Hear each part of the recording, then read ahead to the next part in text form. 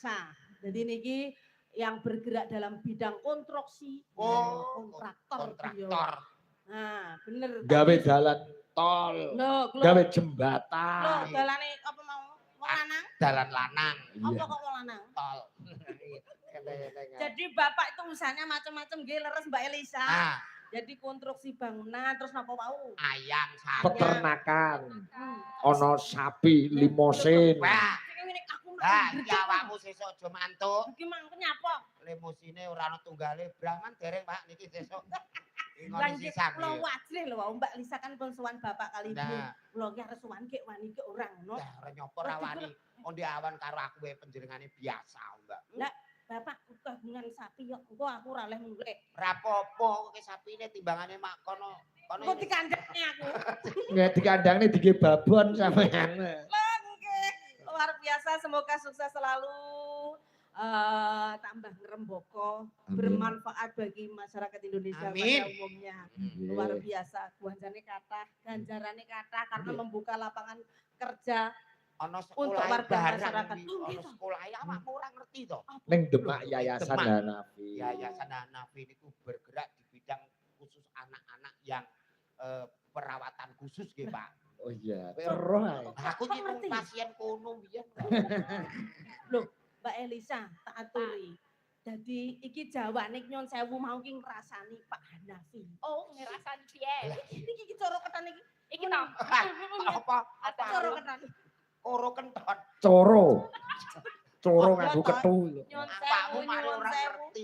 Piye? Biyen sing dadi kian santang.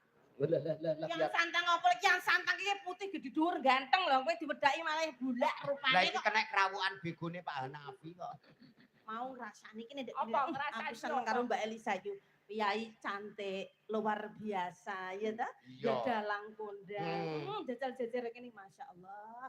Lek dijajar nyuwun sewu ya nyuwun sewu. Pripun Mbak Lucy? Lek dijajare kaya midodari nyangking. Kirik. Nggih matur niku wau badhe matur ngoten niku wau nggih. Kirik keciliken. Lah apa? Asu. Kok nesu lho, seniman ki ora pareng nesu apa nek disanding wong ayu kaya ngene iki lho. Tapi pamah padha-padha milih kowe ndek bojo aku karo Mbak Lisa pilih. Milih sapa aja? Dipikir tenanan. Masih ana ngene kaya asu ya milih iki ya. Kleru kowe iki. Lah kok kleru nyapa? Ndek bojo ayune kaya Mbak Elisa kaya ngono iki malah ndang disedakne tanggamu ndak mati. Perga bojomu kayunen. Lho, lah nek dolang iki kok gonceng bojone Elisa apa ora kalos. Lah nek bojo awakmu iki terus wong-wong piye? Lho ndek bojo aku ya ora apa-apa awan mbok tinggal teko ndi-ndi nek sing nemu to ya. Alung di bojo Elisa didongakno mati cepet sebelah nek di bojo awakmu. Piye? Matine loro alon-alon. Lho, kowe kudu syukur lek Mbak Lisa iki kan kayunen lek kanggomu. Ndek bojo langsing, ndek bojo sing gedhi kaya aku, umpama kowe ra ndek dhuwit nara rasane kok apa-apa kan bojomu pangga gedhi. Oh, dadi ketok susah ora ketok ngono ya. Susah ra ketok. Mbak Lisa kan aku. Mau ngrasani nyun sewu nggih. Rasane Kita kan nyun sewu lho Mas Sigit. Heeh. Mau ngrasani. Ngrasani bapak ngene. Alah, bapak iya anu kae lho, apa iki jenenge? Joglo. Mas Sigit. Pamer dhek. Bapak is joglo iki pira to iki? Sukune pira to? Sokone pira sokone? Pirang belas kono. Alah, pira iki paling mek 20 ngono. Paling mek 20 nggon aku plus 50. Gone Bulang umuk ngono. Takonono. 50. Cekake 50. 50. Mosok iki ne 50. Tenanan. Wes aja tak urus kok iso cagake akeh men omahmu ki. Alah, bapak kalah omahe karo aku. Nun sewu Pak Igit. Piye? Perkara cagake akeh niku ora perkara apik Pak Igit. Lah piye? Nggih perkara ndoyong iwa tak jagaki, ndoyong nengen tak jagaki. Niku terus dadi tumpuk-tumpuk. Layak aku nyawang omahmu kok sombong. Lah pripun? Omah kok ngene. Omah malang kerik. Layak kok sombong dangak ngene arep malang ngrik ngene. Lah Jebule ndoyong mengguri to aja kae.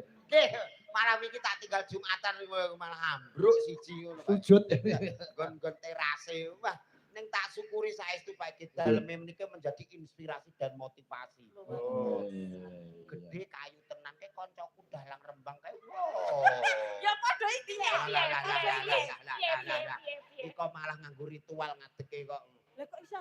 Saurunge papan iki coplok aja ngantek mbok demek engko mergo mlengkung. Wong iki cor-coran.